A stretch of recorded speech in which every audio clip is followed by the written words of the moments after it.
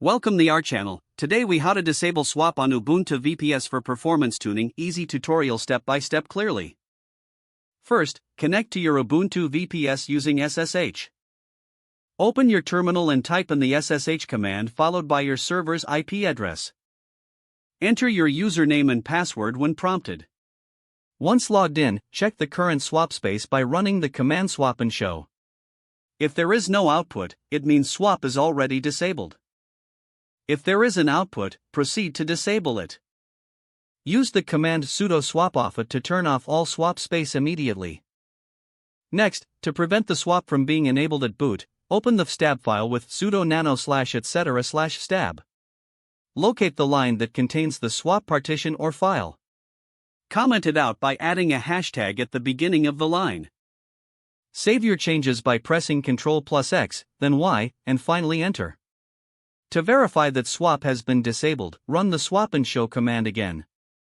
If nothing shows up, you have successfully disabled swap on your Ubuntu VPS.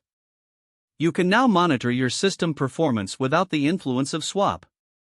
Consider optimizing your RAM usage or adding more memory if needed.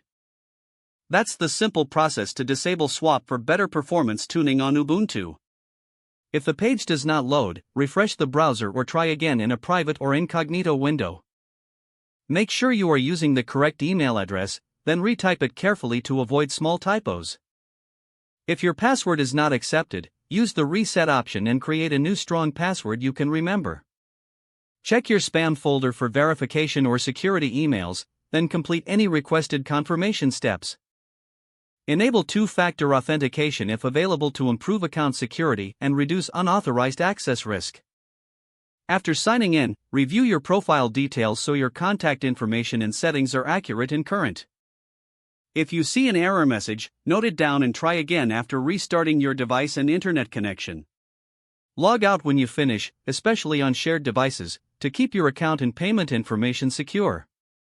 If the page does not load, refresh the browser or try again in a private or incognito window. Make sure you are using the correct email address, then retype it carefully to avoid small typos. If your password is not accepted, use the reset option and create a new strong password you can remember. Check your spam folder for verification or security emails, then complete any requested confirmation steps. Enable two-factor authentication if available to improve account security and reduce unauthorized access risk. After signing in, review your profile details so your contact information and settings are accurate and current. If you see an error message, note it down and try again after restarting your device and internet connection. Don't forget to like this video and subscribe to our channel for more step-by-step tech guides.